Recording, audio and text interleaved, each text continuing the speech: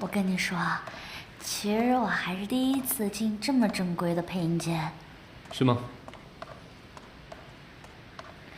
以你的角度来听，刚刚那一段哪方面比较欠缺啊？节奏。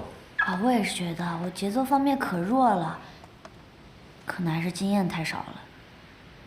多练。你说人说的倒是轻巧，你行你上啊。我评论个电冰箱，非得要自己会制冷吗？你以为你不会啊？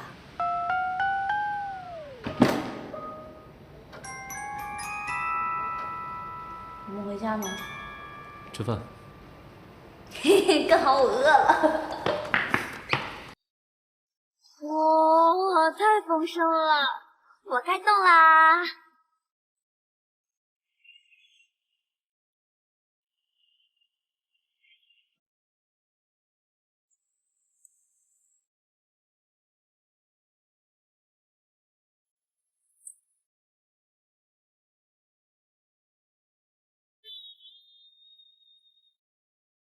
哇，好好吃哦！酱是真的特别好吃，你要不要试试看？最常规的吃法都是由经验总结而来，能够最好的发挥出每道料理真正的味道。但是总是要有创新的嘛，要不然那些私房菜、创新菜怎么做出来的？自己开心就好了，我自己的胃我自己做主。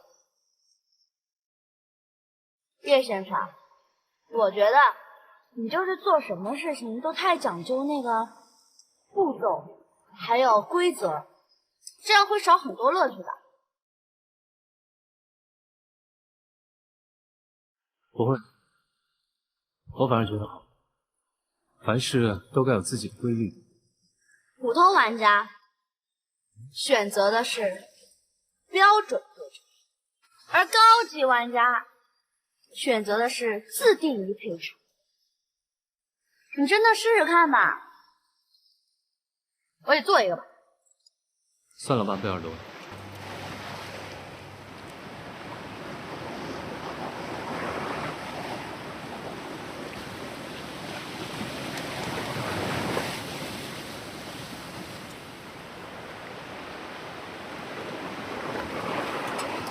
干红就是没有红葡萄酒好喝，涩涩的。哎，舒伟，你为什么要做小提琴？那你为什么想当声优？我喜欢啊，而且擅长。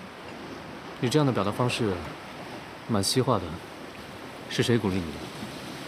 我爸爸。小时候我看动画片，就特别喜欢模仿小动物说话。我爸爸就夸我说我特别有天赋。我第二天就去给我学校里的小伙伴表演，他们都被我逗得特别开心。我就靠这个，在班上那是风生水起。就因为这样？是因为擅长，所以喜欢。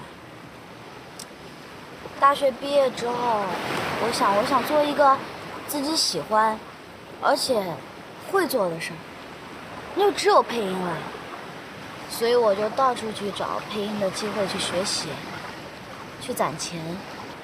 我找到一个明年去日本培训声优的一个学校，我想去那边好好学一下，专业知识提升一下，就能更专业了。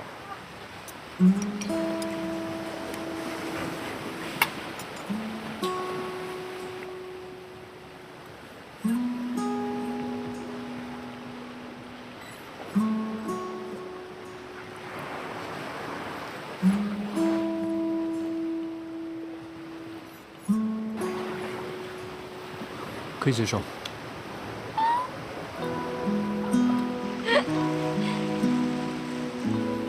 买单。先生，一共消费876，刷卡吧。好的，谢谢。